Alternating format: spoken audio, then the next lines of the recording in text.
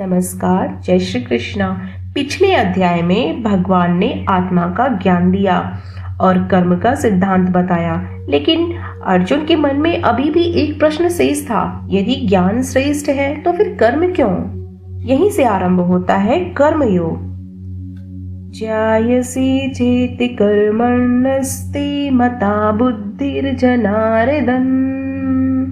हे जनार्दन, यदि आपको बुद्धि और ज्ञान श्रेष्ठ लगता है तो फिर मुझे इस भयानक कर्म में क्यों लगाते हैं? अर्जुन का संशय स्वाभाविक था। श्री कृष्ण कहते हैं, केवल कर्म त्याग देने से मुक्ति नहीं मिलती। न कर्मणामारम्भान् नैसे कर्मयं पुरुषो अश्नुते।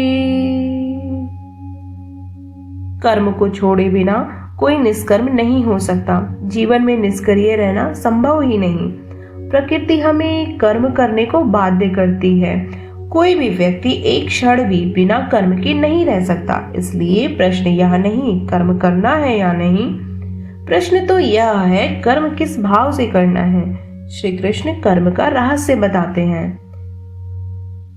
यज्ञार्थात् कर्मो अन्यत्र लोको अयं कर्म बंधनः। यज्ञ भाव से किया गया कर्म बंधन नहीं बनता। जब कर्म केवल स्वार्थ के लिए होता है वह बंधन देता है। जब कर्म समर्पण से होता है वह मुक्ति देता है।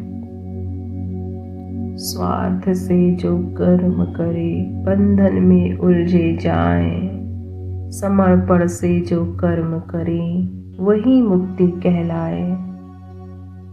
श्री कृष्ण स्वयं उदाहरण देते हैं, यदि हाय हम न वर्तयम जातु कर्मन् तंद्रितः।